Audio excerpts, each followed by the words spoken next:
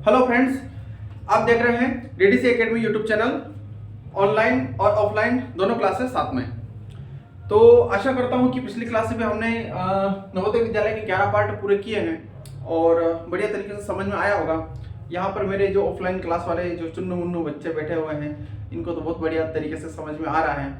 बेटा समझ में आ रहा सबको बढ़िया वाला? कोई शंका तो नहीं है? कोई डाउट तो नहीं है? Very good. अच्छा, कल क्या था? 26 जनवरी मतलब रिपब्लिक डे मतलब 26 जनवरी मतलब गणतंत्र दिवस। सारी चीजें याद होना चाहिए। 26 जनवरी, अब 26 जनवरी का तो दिन था, लेकिन उस दिन त्योहार क्या था? Republic day. अब रिपब्लिक डे अब गांव में बोलेंगे तो समझ भी नहीं आएगा किसी को भी, है ना? तो क्या बोलना पड़ेगा कि गणतंत्र दिवस था। समझ में आ रहा ना? ये क्या था? एक राष्ट्रीय त्योहार है। त्योहार का मतलब सब जानते हो ना? जैसे हम दीपावली पर पटाखे जलाते हैं तो वो हमारा एक त्योहार है हिंदू धर्म का।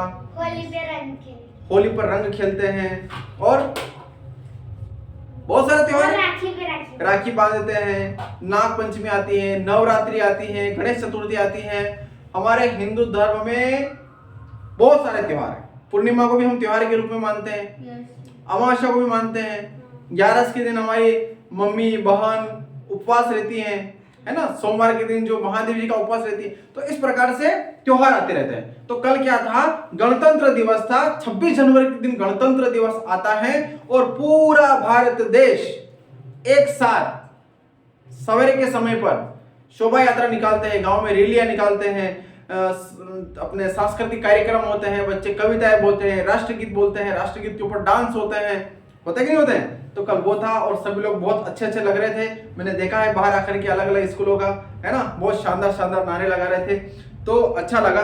अब उसके साथ साथ में अब एंजॉय भी जरूरी है, त्योहार भी मनाने जरूरी है, चाहे धार्मिक हो चाहे राष्ट्रीय त्योहार हो। उसके साथ में मेरे को पढ़ाई करना भी आवश्यक है ना बेटा? तो अभी तक हमने ऑनलाइन के माध्यम से तो 11 पार्ट पूरे किए हुए हैं, लेकिन आप लोगों की रोजाना क्लास चल रही है। लगभग 1 महीना हो चुका है 2-3 विद्यार्थियों को, 2-3 कल परसों से नए आए हैं। आप अवतरण का मतलब समझिए। अवतरण लिखा हुआ है इसमें, है ना? अवतरण भी लिखा हुआ आता है, गद्यांश पद्यांश भी लिखा हुआ आता है, अनुच्छेद भी लिखा हुआ आता है। समझ में आ रहा है? आप किसी भी अलग अलग किताबों को पढ़ेंगे तो अलग अलग रूप में लिखा हुआ आएगा, लेकिन अपने यहाँ पर इस किताब का अध्ययन होता है, इसलिए यहाँ पर सभी विद्यार्थियों के सामने अवतरण है। समझ में आएगा? तो मैंने आप लोगों को समझाया था कि अवतरण या गद्यांश ये चीज होती है जिसको अपने को एक कहानी के तौर पे पढ़ना होता है, समझना होता है। क्लियर? और कहानी के तौर पर समझने के बाद में उसके कुछ प्रश्न होते हैं जिसका उत्तर हमें देना होता है। समझ में आ रहा है ना? तो उसी प्रकार से हमने 2 अवतरण पूरे कर लिए थे। आज हम तीसरे अवतरण को पढ़ने वाले हैं। और जो नए विद्यार्थी है वो भी टेंशन न लें, इससे पहले वाली क्लास में यूट्यूब पर जाए तो जाकर के देख लेना, नहीं तो आप आराम से, जिसमें एक पढ़ के सुनाऊंगा समझाऊंगा, इसी प्रकार से इससे पहले वाले आप लोग पढ़ करके समझोगे तो तुरंत याद हो जाएगा। टेंशन नहीं लेना है। टेंशन कौन लेता है? कोई टेम्पो वाले लेते हैं आजकल, तो वो भी नहीं लेते हैं, है ना? तो अपने को अब ध्यान देना है। अब देखिए, अवतरण 3 किताबें सबके सामने हैं। सभी लोग यहीं पर हैं? मन से, तन से तो है ही सही, मन से भी यही हो, तो पढ़ना चालू करें। बहुत बढ़िया। सरदार वल्लभ भाई पटेल भारत के लौह पुरुष, हमारे महान नेताओं में से एक है ना? सरदार वल्लभ भाई पटेल हमारे बहुत पहले के नेताजी हैं, बहुत बड़े, जिनका हम सम्मान करते हैं। उनको लौह पुरुष के नाम से जानते हैं। किसके नाम से जानते हैं? लौह पुरुष के नाम से। अगर आपसे कभी भी कोई भी पूछ ले कि लौह पुरुष के नाम से कौन जाना जाता है, तो हमें क्या जवाब देना है? सरदार वल्लभ भाई पटेल लौह पुरुष के नाम से जाने जाते हैं। समझ में आ रहा है? एक प्रश्न कंप्लीट हुआ? हुआ कि नहीं हुआ? हुआ कि नहीं हुआ? शाबाश। अब आगे बता रहा हूं। वे चट्टान की तरह दृढ़ और शांत थे। देखिए उदाहरण कैसा दिया कि चट्टान की तरह दृढ़ और शांत थे। चट्टान देखिए, पत्थर, भाटो, सबने देखा है? पत्थर कभी आवाज करता है? नहीं। शांत रहता है? नहीं। शांत नहीं रहता है? शांत रहता है ना? उसको जहां पर पटको वहीं पर पड़ा रहता है, लेकिन वो पूरा दृढ़ होता है। वो न तो घिसता है न टूटता है, उसकी इच्छा से। अपन अगर उसको तोड़ते हैं तो टूटता है, नहीं तो नहीं टूटता है। एक पत्थर के टुकड़े को यहाँ पे रख दो, उसको 20 साल बाद आकर के देखेंगे तो वो इसका वहीं रहेगा।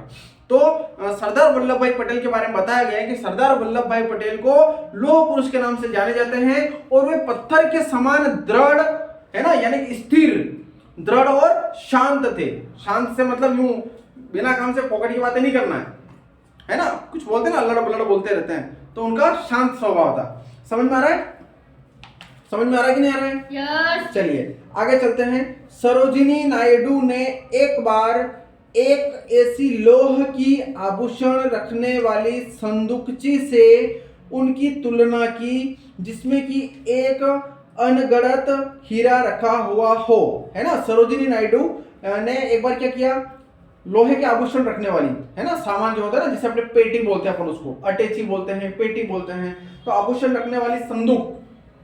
किताबों में फोटो आते हैं, अटैची टाइप फोटो ध्रुव आते हैं कि नहीं आते हैं? यस। यहीं पर हैं, तो यहीं पर हैं।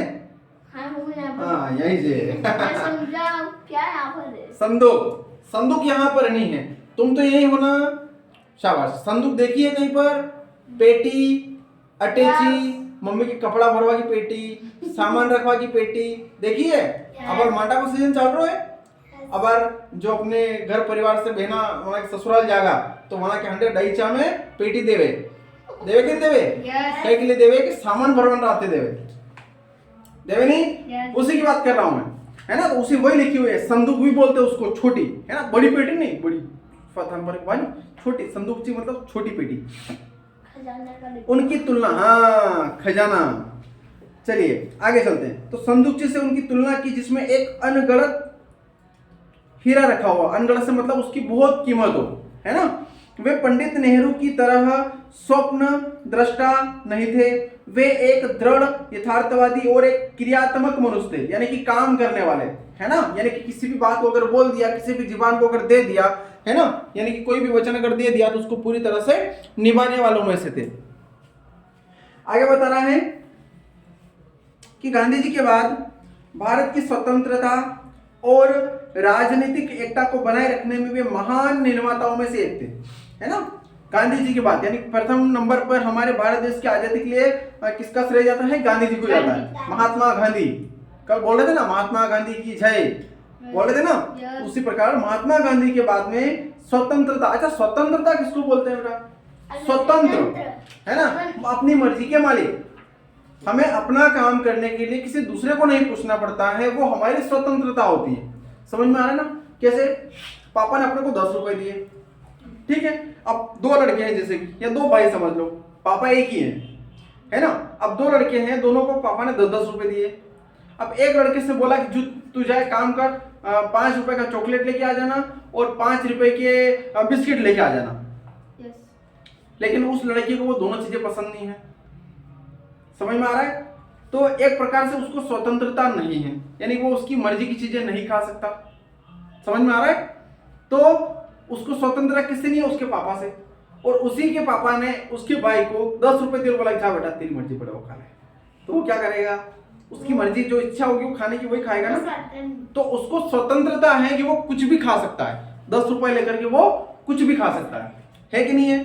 अब समझ में आया ना स्वतंत्रता किसको बोलते हैं, है ना। यानी कि जब स्कूल में रहते हैं अचानक से अपने को जाना होता है टॉयलेट, है ना, तो सर से छुट्टी मांगते हैं तो सर छुट्टी नहीं देते हैं। तो हमें स्कूल में जब हम विद्यार्थी जीवन में होते हैं तो हमारे ऊपर बहुत सारे अनुशासन होते हैं, अनुशासन होते हैं ना, हमें तो वहीं से सीखते हैं अनुशासन, है ना। तो वो सब कहाँ से मिलता है? स्कूल से मिलता है। और जब अनुशासन अगर अपन बिगाड़ते हैं तो सर हमें बिगाड़ने नहीं देते, बोलते हैं कि अगर 12:30 12 बजे छुट्टी होगी तो जो टाइम पर छुट्टी है उस टाइम पर छुट्टी होगी, 4 बजे छुट्टी होना है तो 4 बजे छुट्टी होगी। समझ में आ रहा है ना? और अगर अपन जाएंगे तो अनुशासन बिगड़ेगा। तो स्वतंत्रता का मतलब होता है कि आजादी। अब यहां पर आजादी देश की हो रही है, किसकी हो रही है? देश की। मैंने उदाहरण छोटा लेके इसलिए समझाया कि आप लोगों को तुरंत समझ में आ जाए, है ना। तो स्वतंत्रता और राजनीतिक एकता को बनाए रखने में वे महान निर्माताओं में से एक थे। यहां तक समझ में आया? चलिए आगे चलते हैं। 31 अक्टूबर 1875 को सरदार वल्लभ भाई पटेल का जन्म एक निर्धन परिवार में नदियाद के निकट करमसाद में हुआ। क्या बता रहा है? 31 अक्टूबर 1875 को, है ना, 31 अक्टूबर 1875 को सरदार वल्लभ भाई पटेल का जन्म एक निर्धन परिवार का मतलब क्या होता है? बिना पैसे वाला गरीब परिवार, है ना, गरीब परिवार, है ना, जो धन से ज्यादा परिपूर्ण नहीं है। आगे चलते हैं, नदियाद के निकट, है ना, नदियाद हो सकता है कि शहर का नाम हो, जिले का नाम हो, है ना, तो नदियाद के निकट करमसाद में हुआ था। करमसाद क्या है? गांव का नाम है, उनके जन्म स्थान का नाम है। उनके पिता जबेरी भाई एक निडर खेतीहर थे, है ना, उनके पिताजी का नाम क्या था? जबेरी भाई, है ना, और निडर खेतीहर से मतलब कि वो डरते नहीं थे, और खेतीहर से मतलब खेती करने वाले, है ना, जो कि 1857 की क्रांति में भारत के प्रथम स्वतंत्रता संग्राम में ब्रिटिश सरकार के विरुद्ध लड़े थे, है ना। उनके पिता कौन थे? जबेरी भाई थे और एक निडर खेतीहर थे, और 1857 की क्रांति हुई थी अंग्रेजों के खिलाफ, है ना। महारानी लक्ष्मीबाई का नाम सुना है? झांसी की रानी महारानी लक्ष्मीबाई का, है ना, तो उन्होंने ब्रिटिश शासन के विरुद्ध विद्रोह किया था। ये 1857 की क्रांति थी, और इसी में उन्होंने स्वतंत्रता संघ, क्योंकि पहले हम अंग्रेजों के गुलाम थे, है ना, यानी कि अंग्रेजी हुकूमत, ब्रिटिश हुकूमत जिसको बोलते हैं, इंग्लैंड जिसको हम बोलते हैं, अंग्रेज जो होते हैं वो अपने यहाँ पर उनका अधिकार था, काम तो हम करते थे लेकिन जो वो बोलते थे उसके अनुसार हमें चलना पड़ता था। समझ में आ रहा है ना। तो उस टाइम पर जो ब्रिटिश हुकूमत थी या ब्रिटिश शासन था, तो बता रहा था कि उनके खिलाफ स्वतंत्रता संग्राम से मतलब हम स्वतंत्र होना चाहते हैं, हमें आजादी चाहिए, हम गुलाम नहीं रहना चाहते थे। तो उस समय ब्रिटिश सरकार के विरुद्ध युद्ध लड़े थे, है ना। समझ में आ रहा ना, 1857 की क्रांति में। यहां तक समझ में आया? तो ये एक छोटा सा एक कहानी के तौर पे पैसेज दिया हुआ था, यानी कि गद्यांश दिया हुआ था, हमें पढ़ा है। अब इसके प्रश्न लिखे हुए नीचे, समझ में आ रहा है ना। प्रश्न क्या है कि सरदार वल्लभ भाई पटेल भारत के लौह पुरुष कहलाते थे क्योंकि, अब क्योंकि में 4 ऑप्शन दिया है। वह लोहे के बने हुए थे। देखिए प्रश्न किससे घुमा फिरा पूछेगा, क्या वो लोहे के बने हुए थे? नहीं थे, है ना। चट्टान की तरह दृढ़ और शांत थे। हाँ, क्योंकि वो जो बोलते थे वो करते थे। फिर तीसरा क्या दिया इसने कि किसी की बात न मानते थे, वो हर किसी की बात नहीं मानते थे। मतलब कहने का है कि अगर कोई भी व्यक्ति उनको राय देता था तो वो पहले उसके ऊपर विचार करते थे और उसके बाद में निर्णय लेते थे। समझ में आ रहा है? फिर अगला क्या है, वह अत्यंत बलशाली थे, यानी कि बलशाली से मतलब मजबूत थे, स्ट्रॉन्ग, पहलवान अपन कह सकते हैं। तो इसका दूसरा उत्तर सही है कि वो चट्टान की तरह दृढ़ और शांत थे। समझ में आया बेटा? बिल्कुल राइट लगा लो उसको। चलो अगला है, सरोजिनी नायडू ने सरदार वल्लभ भाई पटेल की तुलना आभूषण रखने वाली संदूकची से की थी, जिसमें, है ना, सरोजिनी नायडू वाला आया था अपने अंदर, है ना। अब उन्होंने तुलना क्यों की थी, जिसमें आगे बता रहे 4 ऑप्शन में, पहला ऑप्शन कि एक अनगढ़त हीरा रखा हो, यही सही है ना। अनेक गुणवान वस्तुएं रखी हो, पत्थर रखे हो, या फिर दिखावटी वस्तुएं भिरी हो, तो पहले वाला सही है ना। एक अनगढ़त हीरा रखा हो, उससे की थी। अगला है, सरदार वल्लभ भाई पटेल, अब आगे बता रहा है कि एक आदर्शवादी व्यक्ति थे, एक यथार्थवादी थे, एक विचारक थे, या फिर भविष्य दृष्टा थे। तो इसका दूसरा वाला सही है कि सरदार वल्लभ भाई पटेल एक यथार्थवादी थे। देखिए इस प्रकार से कंफ्यूजन होता है, 4 ऑप्शन एक जैसे लग रहे हैं, है ना, लेकिन हमारे इस पैसेज में क्या आया था, एक यथार्थवादी थे। समझ में आया बेटा? चलिए अगला क्या है, सरदार वल्लभ भाई पटेल बहुत बड़े नेता थे, एक महान राजनेता थे, या भारत के निर्माता थे, या फिर भारत के उप प्रधानमंत्री थे? बहुत बड़े नेता थे। नहीं, भारत के निर्माता थे। हाँ, है ना। क्या लग रहा है तुम्हें? 1 करोड़। 1 करोड़ क्या? ऊपर रह गए अभी तक। पहले चौथे का डिस्कस करो ना। चौथे का करीब 5वें का तो ये है, पर चौथे में इसका सरदार वल्लभ भाई। देखिए यहाँ पर एक बात और ध्यान रखना है अपने को कि वो बहुत बड़े नेता भी थे, है ना। लेकिन इस टॉपिक में इस जो ये पैसेज जो आया, गद्यांश जो आया हमारे सामने, समझ में आया है? इस गद्यांश में जो वर्णन होता है उसके आधार पर अपने को लिखना है। हम मानते हैं कि वो बहुत बड़े नेता भी थे, बहुत बड़ा राजनेता भी थे, है ना, लेकिन फिलहाल इसमें क्या आया था, 5वें में तो दूसरा है, तो भारत के निर्माता थे। समझ में आया? चलिए अगला क्या है, सरदार वल्लभ भाई पटेल का जन्म कहाँ हुआ था? एक किसान परिवार में हुआ था। समझ में आया है? यस। चलिए अगला क्या है, निर्धन का विलोम धनवान है। लिखा हुआ है ना इसमें कि निर्धन का विलोम धनवान है, यानी कि अमीर का विलोम गरीब और गरीब का विलोम अमीर, गरीब का विलोम अमीर, तो निर्धन का धनवान है ना। तो इसमें लिखा हुआ है कि निर्धन का विलोम अगर धनवान है तो यथार्थवादी का विलोम बताइए। तो यथार्थवादी का विलोम क्या होगा, आदर्शवादी होगा। समझ में आ रहा है? चलिए अगला है नदियाद कहाँ है ना। तो नदियाद का तो इसमें शायद नहीं आया है, लेकिन फिर भी सही उसका उत्तर है गुजरात में। गुजरात एक राज्य का नाम है। क्या नाम है? एक राज्य का नाम है। और राज्य के अंदर हो सकता है कि नदियाद एक शहर हो, जिला हो। समझ में आ रहा है? शहर से मतलब एक जिला हो। समझ में आ रहा है ना? तो इस प्रकार से ये पेसेज तुम्हारा कंप्लीट हुआ। अब मुझे बताइए कि अगर इस प्रकार का पेसेज आता है तो क्या आप लोग हल कर सकते हो? यस। कि नहीं कर सकते हो? कर सकते हैं। बिना किसी टेंशन के, यस। बिना किसी झंझट के, यस। टेंशन ही नहीं है। तो ये पेसेज हमने बहुत अच्छे तरीके से समझा है, सीखा है। फिर हम इससे अगली क्लास में अगला पेसेज सीखने का प्रयास करते हैं।